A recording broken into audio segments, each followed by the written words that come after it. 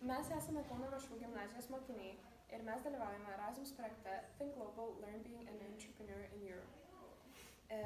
Tai aš esu Rugilė Čepkauskaitė, tai buvo mano pirmas kartas išvykstant į Erasmus projektą.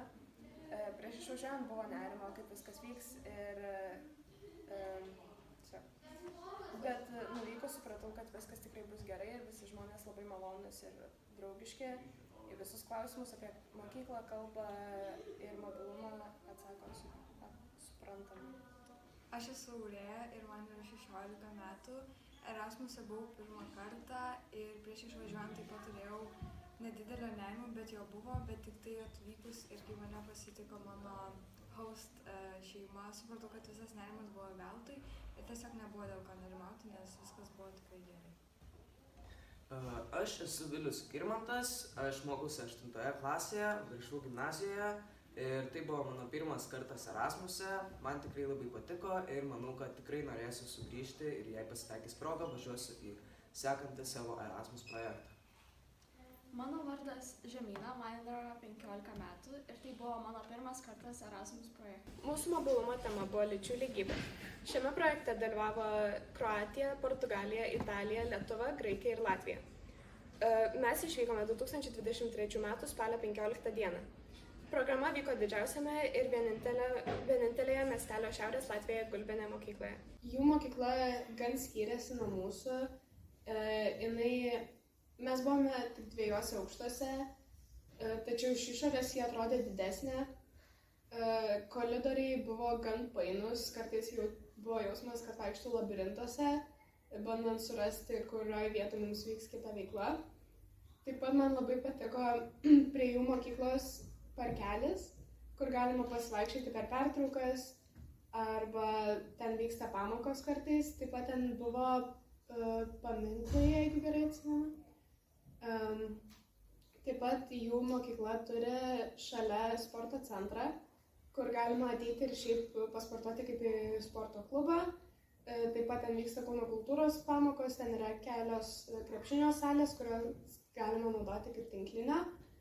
Taip pat ten kai kurie ėjo daryti nuotraukas vienai užduočiai. Prieš išvažiuojant iš Lietuvos mes ruošėme šiam projektui, darėme SWOT analizę apie lyčių lygybę. Tai buvo mūsų pirmas kartas tokią analizę darant, tai tikrai buvo iššūkių, su kuriais mes visai susitvarkėm. Ir mūsų apgyvendino pas šeimas, kurios gyveno tame miestelyje. Didžioji dauguma veiklų vyko mokykloje, bet kelias dienas turėjome ir išvykų.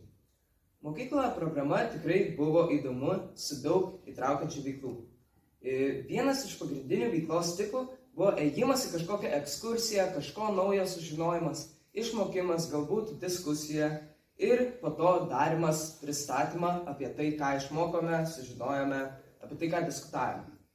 Pristatymus daryti nebuvo labai lengva, nes laiko nebuvo duota tikrai daug, bet ir pristatyti buvo sunku. Nes mes tai darėm angliškai ir bent jau aš tai angliškai pristatymą pristatinėjau pirmą kartą. Taip pat į pristatymus mums reikėjo įtraukti SWOT analizės metodą. Ir tai buvo mūsų pirmas kartas jį naudojant, tad lengva tikrai nebuvo.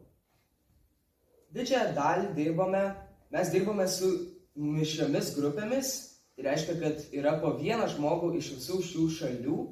Ir tikrai susipažinome su kitų tautybių žmonėmis, išmokome apie tas naujų dalykų, taip pat taip dirbti buvo daug įdomiau. Taip pat buvo ir kitokių veiklų, kaip suvenyrų sau gaminimas arba įvairių skanėstų darimas. Mes darėme įvairius skanėstus, taip pat gaminome tokius dalykus kaip baltiško ženklo išdeginimas ant medžio kaladėlės.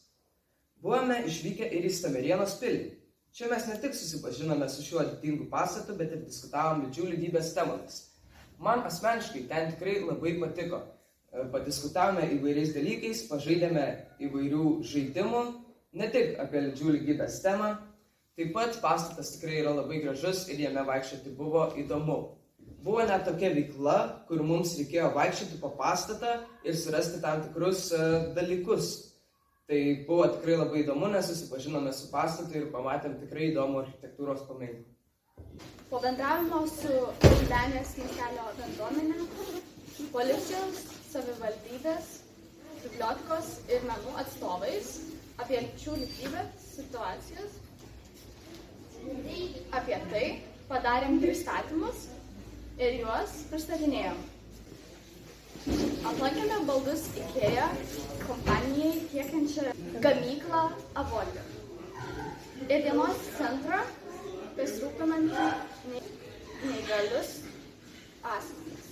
Taigi, vienas iš įdomesnių veiklų, bent jau man, buvo važiavimas į ekskursiją Avoti kompaniją, kuri gamina baldus IKEA ir juos ten tiekia. Pagrindinis jų produktas net nėra baldai, tai yra nedidelės medinės dėžutės, kurias bent jau aš tikrai esu matęs visose IKEA'os parduotuvėse.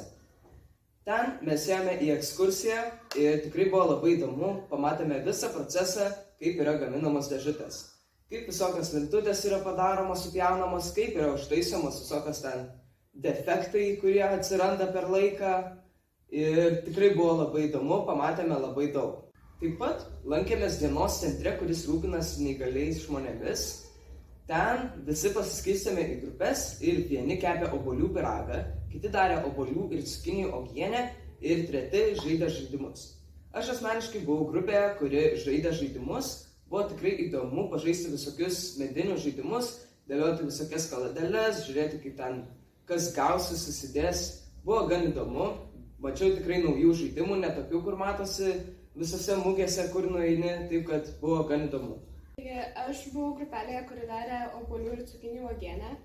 Tai mūsų procesas buvo gan paprastas. Vieni pasiskirstėme, vieni lupo cukinijas ir jas pjaustė kubeliais, kiti lupo ir pjaustė obuolius. Tada viską maišėme su cukrumi ir tos moteris, kurios mums padėjo gaminti, jos užkaitė virti ir tada mes visi gavom jau pagamintus stiklainiukus uogienės. Tai trečią vizito dieną mes turėjome visi galimybės pademonstruoti savo verslumo gebėjimus, ieškodami naujų produktų ar paslaugų idėjų, kurie padėtų spręsti lyčių lygybės problemas. Tai kūrėme savo verslo modelius ir juos pristatėme komisijai. Taip pat lankėme,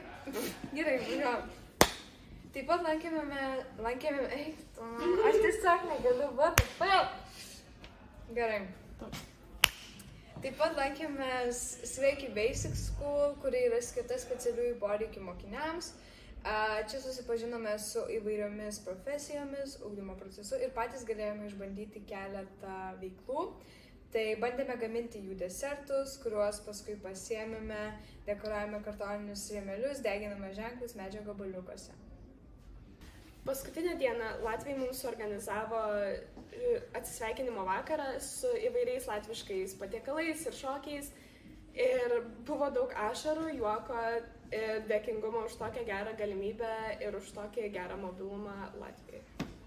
Ten mes susipažinome su įvairiais šokiais, mums parodė, kaip jie yra šokomi. Taip pat buvo gyvos muzikos muzikantai, kurie grojo latvišką tradicinę muziką. Taip pat buvo vedėjas, kuris mums parodė visokių grupinių šokių, kuriuos mes pagal tą muziką galėjome šokti. Taip pat kitame gretimame kambaryje buvo įvairių latviškų vaišių. Man asmeniškai viskas kaip ir buvo gerai, buvo ir ne grinai latviškai vaišių, tiesiog vaišių, bet šiaip pasakyčiau, kad bent jau nuo lietuvių virtuvės latviška per daug labai nesiskiria. Iš Gulbinės miestelio mes važiavome į Rygą ir ten lipome į bokštą, nuo kurio galima buvo matyti beveik visos Rygos vaizdą. Ir tenai pasifotkinome, paskui važiavom papietauti ir paskui mes su savo komanda ėjom į didžiausią Rygos turgų, kur nusipirkom suvenyrų.